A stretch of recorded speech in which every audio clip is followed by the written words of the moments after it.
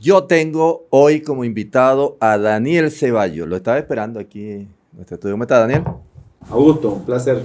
No, me encanta verte aquí en plena Feria de San Sebastián. Pero fíjate, Daniel, que la Asamblea Nacional convocó a las organizaciones políticas para empezar a hacer el cronograma electoral. Arepa estuvo allí, ¿no? Bueno, nosotros hemos sido convocados en varias oportunidades y hemos participado de la reforma planteada para las leyes electorales, Ajá. que puede estar dándose esta discusión desde mediados del año pasado. Y fuimos convocados el día de ayer específicamente para presentar una propuesta respecto al cronograma electoral de este año 2025, que constitucionalmente corresponde a elecciones de alcaldías, Ajá. consejos municipales, consejos legislativos, gobernación y la elección de Asamblea Nacional. Arepa Digital, junto con otros partidos políticos como la Alianza del Lápiz, Cambiemos, Avanzada Progresista y otros, hemos planteado hacer la elección en 2 tandas. Primero, una elección... Esa es la propuesta de ustedes. Sí, correcto. Primero, una elección de gobernadores y alcaldes para el mes de agosto. Ajá. Y luego, una elección nacional de Asamblea Nacional para el mes de diciembre. Bueno, esa es nuestra propuesta. Los lapsos dan, ¿no? Sí, claro. Y es lo que corresponde constitucionalmente. Esto no es invento y debe darse. Ahora, esto requiere de un esfuerzo político, dadas las circunstancias en las que se encuentra el país, Sí, las instituciones, sí. el árbitro electoral en este caso. Y pues bueno, creo que es tarea fundamental de los partidos políticos lograr nuevamente abrirse a los ciudadanos, consultar a los ciudadanos sobre las políticas que deben mejorar en el país y reconectar con una sociedad con la cual hoy la organización política como tal, en términos generales, tiene estos grandes desafíos. Claro, ¿no? que es lo que menos se hace, ¿no? Consultar al pueblo. Correcto. Porque precisamente se ha convertido en retórica el hecho de la democracia protagónica y participativa, que desde la Constitución del 99 está plasmada como un instrumento jurídico para desarrollar esa participación protagónica, esa democracia que incluye al ciudadano en todos los niveles para la toma de decisiones, pero que ha sido una promesa incumplida del mal gobierno y, por supuesto, el Estado venezolano no ha logrado las condiciones. Y nosotros desde Arepa Digital hemos insistido en que hoy, gracias a las nuevas tecnologías, a las pantallas, a las redes sociales, las personas han venido acortando los espacios, acercándose, creando nuevas comunidades de intereses, tomando decisiones. Es cotidiano hoy, por ejemplo, que en un edificio, en una urbanización, en una comunidad, en una barriada, la gente tenga un grupo de WhatsApp para comunicarse. Y se conectan. Y para tomar decisiones, discuten, tienen voz, tienen voto. Entonces, ¿por qué no llevar esto al funcionamiento del Estado para que se profundice la democracia? Esa es parte de nuestra génesis como Arepa Digital, plantear que podamos lograr, gracias a nuevas tecnologías, una participación protagónica, profundizar en la democracia. Pero fíjate una cosa, no utilizar a la gente solamente como el voto.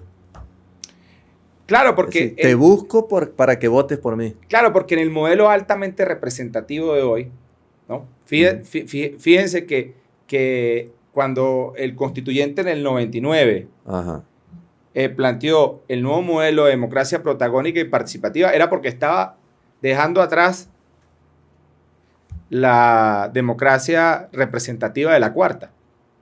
Pero si analizamos estos 25 años del mal gobierno, el gobierno de Chávez y ahora el de Nicolás Maduro, podemos ver cómo se ha venido centralizando el poder, se han venido centralizando las decisiones y se ha venido excluyendo a las personas de la toma de decisiones.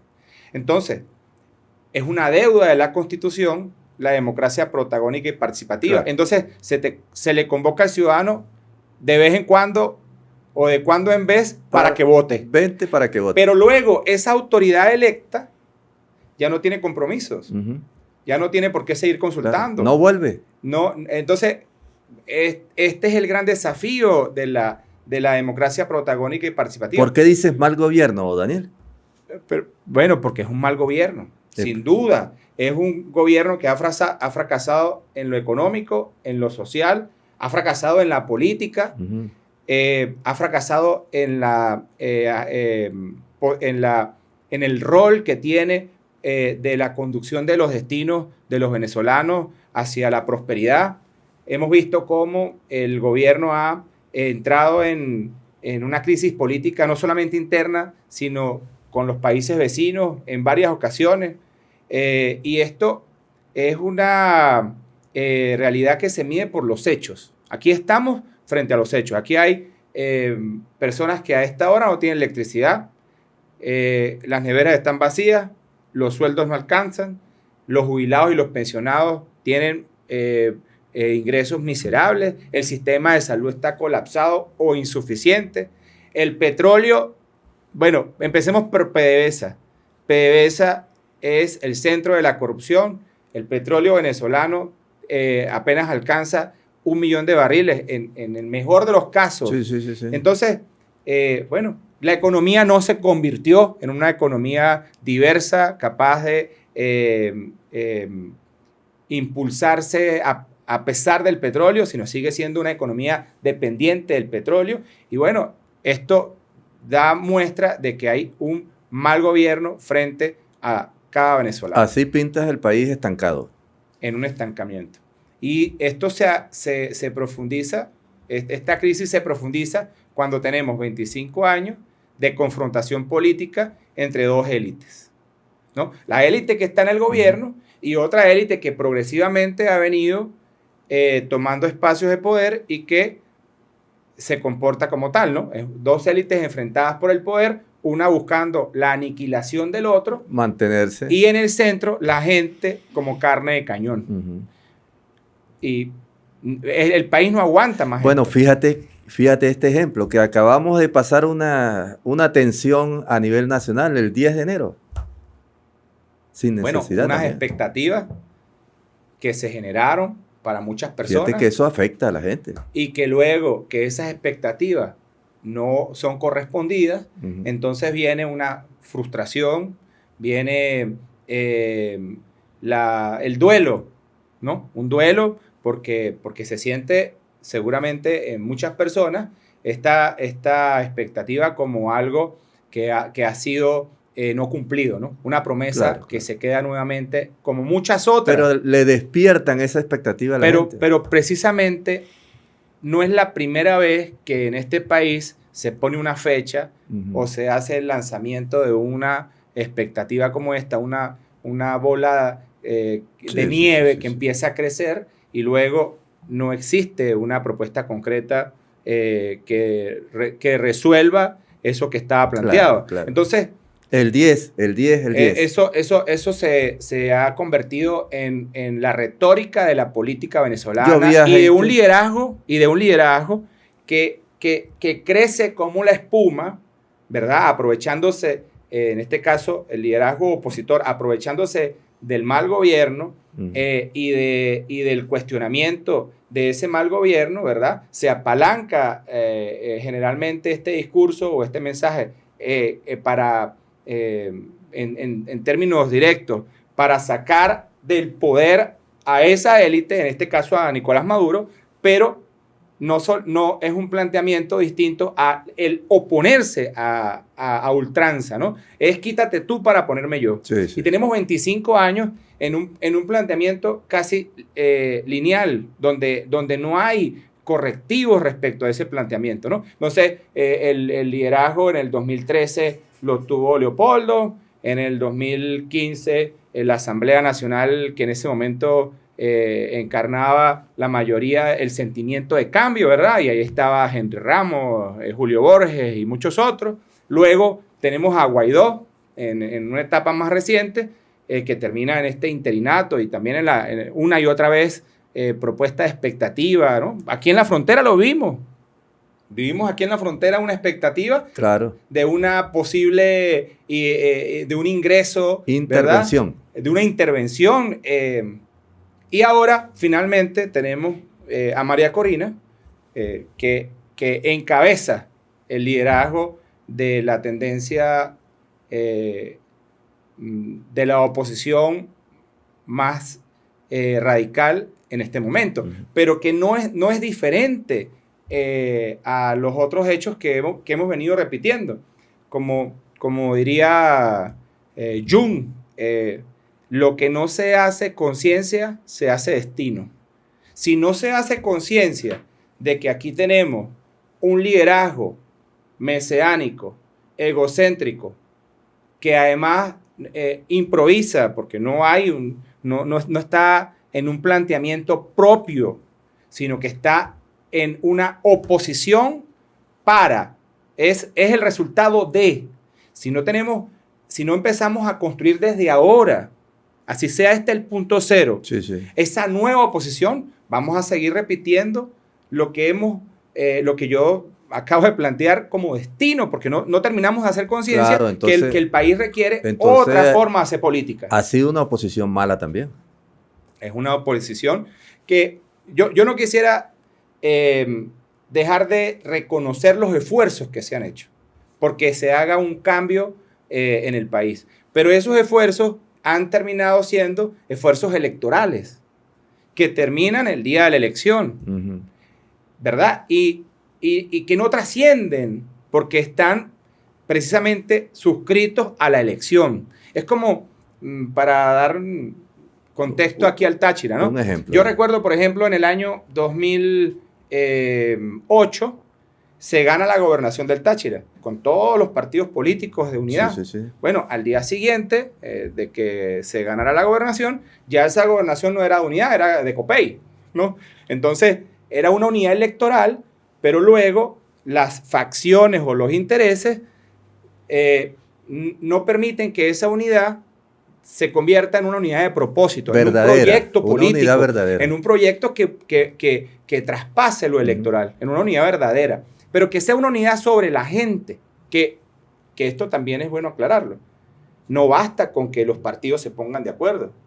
Se trata de que esas posturas de partidos representen a conglomerados, a colectivos, a comunidades, a intereses, a personas que están allí a la espera de que sean ellos los que puedan, por medio de las organizaciones políticas como vehículos, alcanzar el poder para poder hacer las transformaciones. Sumarlos. Pero esa gobernación se perdió muy mal después. Bueno, producto de este proceso que tengo un amigo, usted lo conoce, Juan Carlos Palencia, dice la molienda de la política, ¿no? Entonces, esta es una molienda que Juan toma... Carlos habla de trompadas estatutarias. Bueno, estas situaciones, estos proyectos que pasan a ser proyectos individuales, egocéntricos, mesiánicos, que reflejan los intereses de particulares, no tienen mucha vigencia en el tiempo. Bueno, ¿no? Fíjate que eso pasó después, cuando ganó Acción Democrática la gobernación. Correcto. Igual. Correcto. Divididos. Es correcto. Y el gobierno ha mantenido el poder por más tiempo y sigue en el poder porque han usado el poder para enquistarse allí. Han hecho todo y más para mantenerse en el poder. Es que nadie quiere perder el poder. Correcto, pero estamos entonces en un punto en donde la propuesta frente a ese mal gobierno que utiliza al Estado venezolano para permanecer en el poder no puede ser la guillotina, no puede ser la batalla final, no puede ser la invasión, no puede ser el golpe militar, no puede ser el linchamiento en la plaza porque se bajaron los barrios. Es que es ahí donde hemos venido errando, es ahí donde hemos venido comprando nuevamente la tesis política del conflicto. Y el gobierno se ha venido favoreciendo el conflicto, porque al final el gobierno, en posesión del Estado y de la fuerza, de la violencia del Estado, ¿verdad? De la fuerza pública, de las armas, pues bueno, termina ganando en el terreno de la violencia. Claro. Y tenemos entonces otros resultados que son fallecidos, encarcelados, perseguidos, personas que se van del país, exiliados, familias que están enlutadas. Todas estas consecuencias hemos venido acumulándolas. Entonces, bueno, si se analizan desde la óptica del gobierno, ellos tienen sus víctimas. Si se analizan desde la óptica de la oposición, ellos tienen sus víctimas. Pero si lo analizamos desde una perspectiva un poco más de largo plazo, vamos a concluir que son víctimas de una confrontación política que tiene 25 años y que los resultados han sido una gran crisis para los venezolanos. Entonces, ¿qué hay que hacer? Bueno, yo creo que conciencia, hacer primero conciencia de esta realidad, de estas dos élites que siguen acumulando poder para ellos y que han venido excluyendo a las personas, a los ciudadanos, a la gente, a los venezolanos de la toma de decisiones y que no han resuelto, porque como el problema para la política no es la electricidad, sino el 10, sino la reforma constitucional, sino cómo evitamos la invasión. Entonces, como la política está allá, no está con la gente. Bueno, una cosa es que en política parece que no hay conciencia. No, debe haber. Pero debe no haber. hay. Fíjate, es una situación irracional, es una distracción para el venezolano, para todos nosotros, Sí. el seguir enfrentándonos entre venezolanos. Esto es lo que es irracional, que nos sigan usando como carne de cañón para una lucha por el poder. Y no significa que nosotros, en mi caso particular de Arepa, no estemos aspirando al poder. Nosotros estamos aspirando al poder, pero lo queremos hacer por la vía electoral, democrática, profundizando la democracia, usando nuevas herramientas tecnológicas, el voto digital, la identidad digital, permitir que los ciudadanos puedan tomar decisiones en tiempo real. Este es nuestro esfuerzo para alcanzar el poder y transformar la realidad. Ahora, eso es distinto a el poder por el poder. Claro, claro. Pero fíjate, hablas de eso. Yo creo que hay una oportunidad para el pueblo que tú estás diciendo que lo involucremos. Es un año netamente electoral, pues.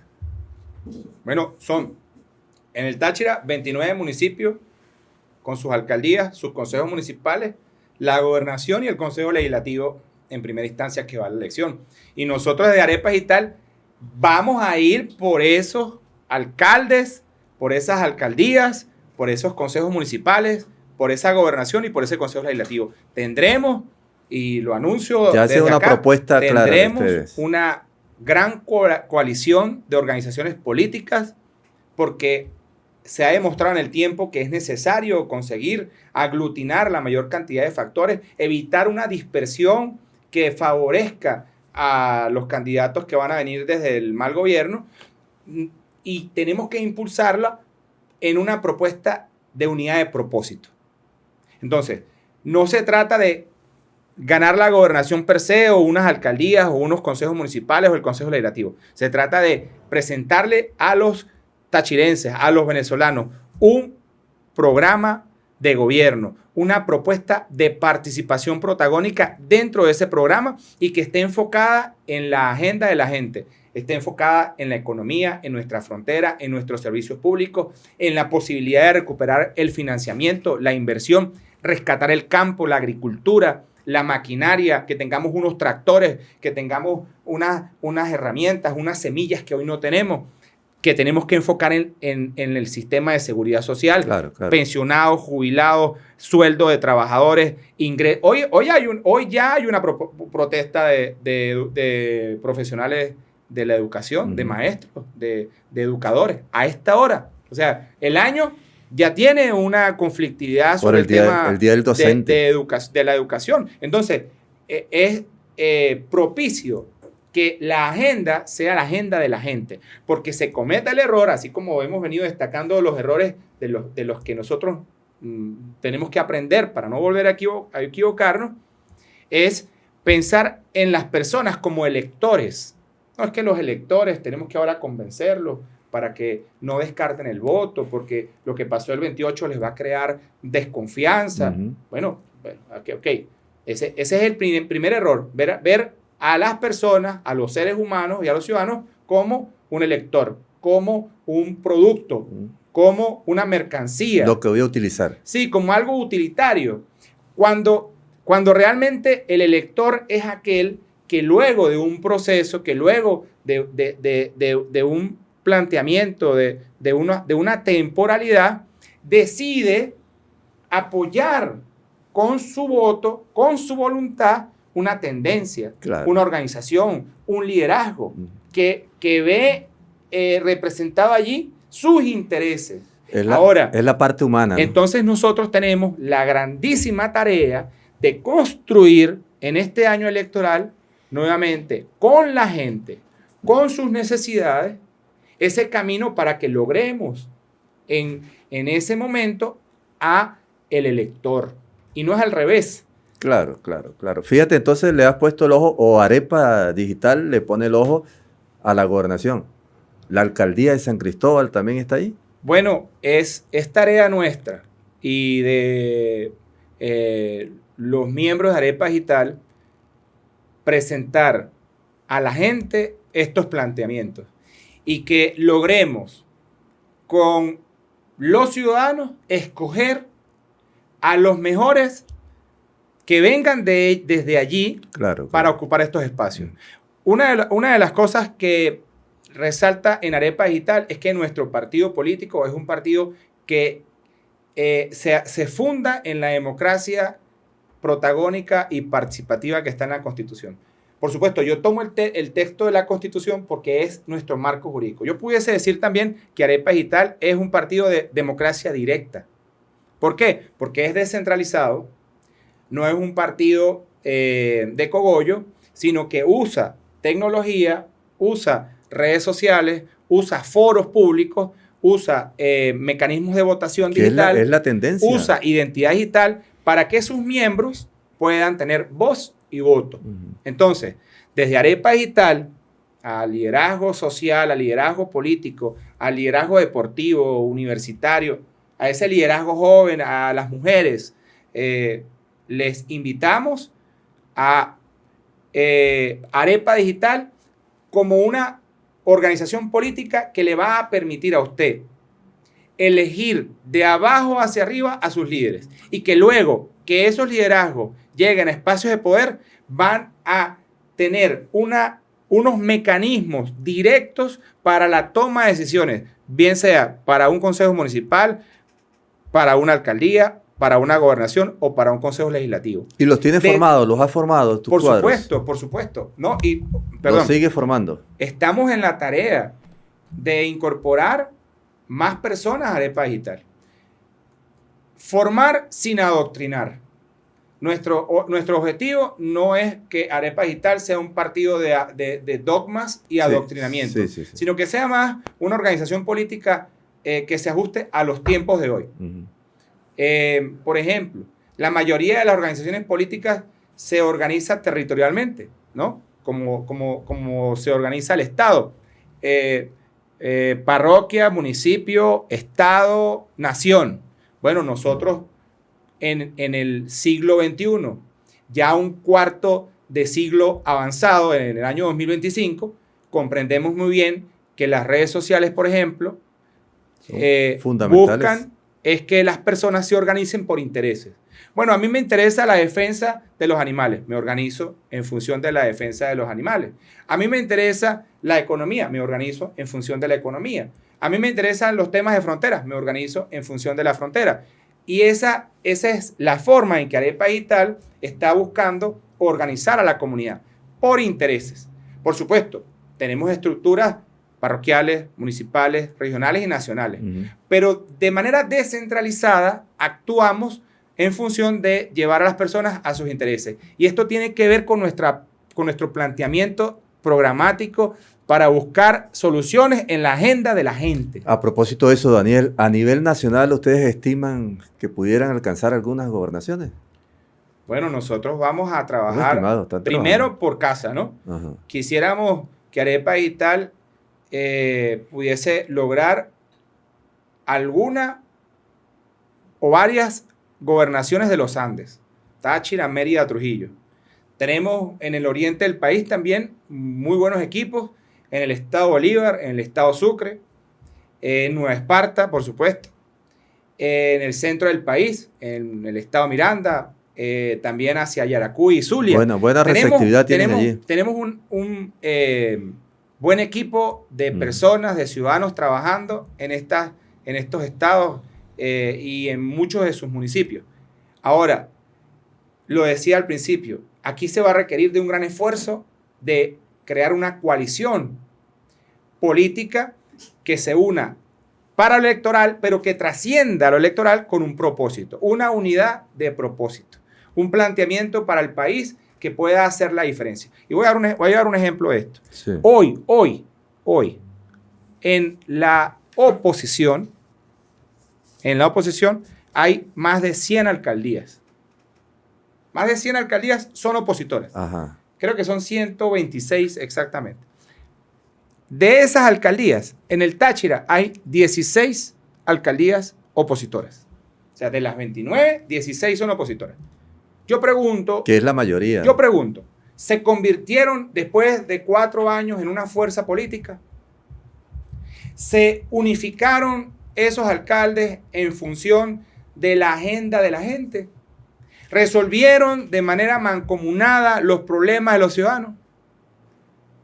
La respuesta yo se la dejo a ustedes. Sí, pero lo que quiero decir es que si hubiese una unidad de propósito, aquí habría una realidad política muy distinta y una realidad social muy distinta y una realidad de la frontera muy distinta, porque precisamente no es que no se tengan los espacios, es que no se comparte el propósito, es que se queda hasta el día de la elección. Por eso tú hablas de las alianzas partidistas, ¿no? Entonces, claro, tenemos que construir coaliciones y alianzas con partidos políticos para buscar aglomerar la mayor cantidad de voluntades en un momento electoral, pero no puede quedarse en una unidad de la elección, porque al día siguiente entonces cada quien agarra por su lado, sino que esto sea un compromiso, esto ha pasado, un propósito. ¿No? Esto se trata, muy concreto, por ejemplo, en el Táchira debe haber un compromiso con la frontera.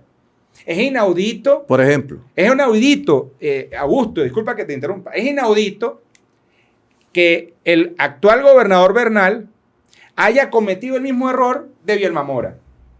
Cerrar nuestra frontera binacional, una de las más vivas del continente, que le da sustento a cientos de miles de seres humanos. ¿Por qué la cerraron? ¿Por los intereses de la gente? No, por los intereses políticos.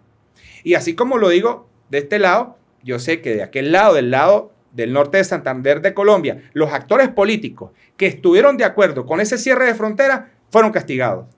Porque no se trata de una ideología que está frente a nuestra frontera. Se trata de una realidad económica, cultural, social. Se trata histórica. De la historia. Se trata de nuestra sangre que se comparte.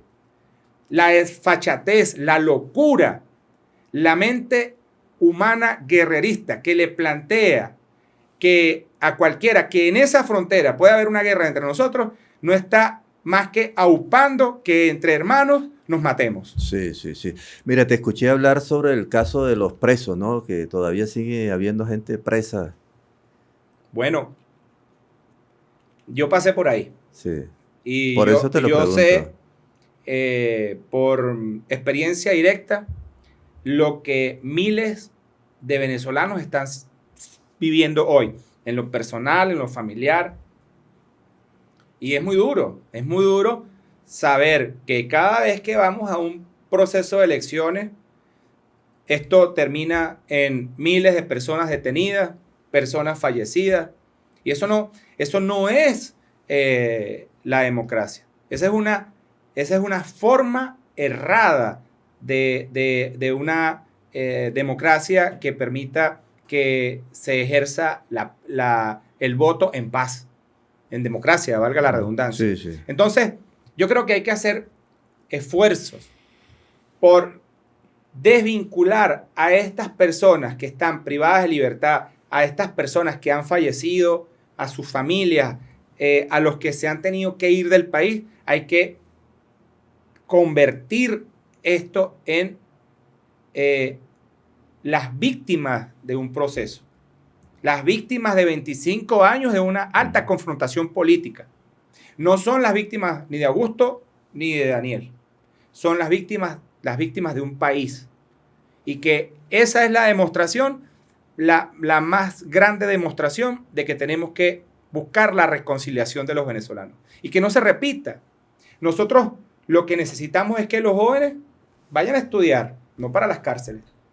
Que el que disienta de la política lo pueda expresar, se pueda meter en un partido y gritarlo a los cuatro vientos, yo disiento, yo difiero, y que se le respete.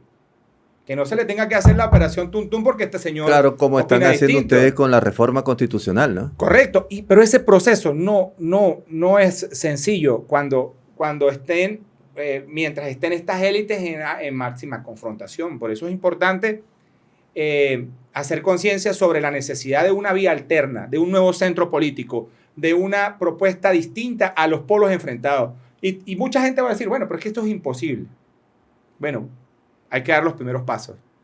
Hay que ganar las primeras gobernaciones, hay que ganar las primeras alcaldías, hay que tener diputados regionales para que en esos foros se hable de reconciliación. Incluso en la Asamblea Nacional. Hay que tener una Asamblea Nacional realmente representativa de los venezolanos. Ustedes también van a tener participación ahí. Esperamos llegar ahí sí, con una fracción parlamentaria de arepas y tal, y que seamos parte de un gran bloque, Daniel, explícame, de actores políticos que se comprometan con resarcir las víctimas, con la agenda de la gente, con el protagonismo y participación de los ciudadanos, con una nueva forma de hacer política enfocada en la gente y no en las élites, no en los intereses de los particulares. ¿Por qué tú hablas mucho de la reforma constitucional? Bueno, hay que alertar al país. Son no menos de 5 anuncios que hiciera Nicolás Maduro y su mal gobierno respecto a una reforma profunda del Estado.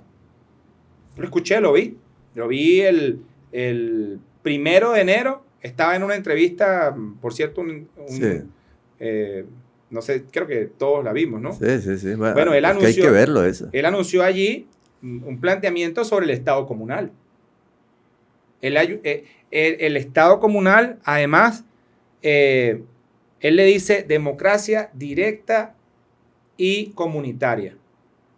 Pero si nosotros llevamos las decisiones desde el Estado comunal, desde las comunas, en donde ya no hay un voto directo, universal y secreto, sino que la comuna, como a una especie, como un tipo de colegio electoral, va a empezar a decidir, ¿verdad? Uh-huh. Y en donde yo tengo que votar alzando la mano frente a Augusto y Augusto frente a Daniel, esto implica que vamos a pasar a una democracia indirecta, no directa como la plantean, indirecta.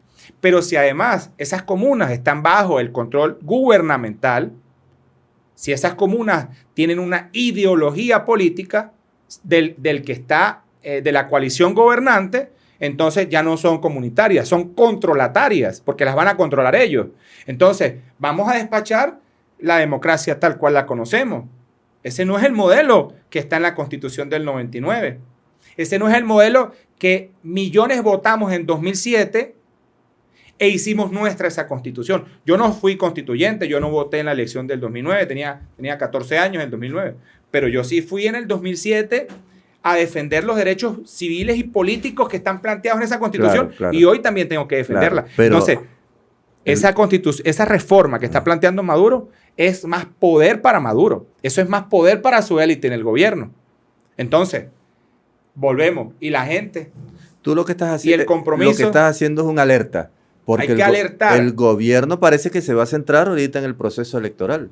Bueno, si esto ocurre, si el calendario electoral ocurre este año, estaríamos ganando terreno frente a esa posibilidad de reforma constitucional.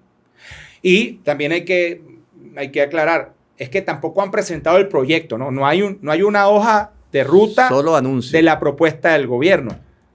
Yo solo estoy basándome en el hecho público y comunicacional en donde en no menos de 5 oportunidades el mismo Maduro ha anunciado la reforma.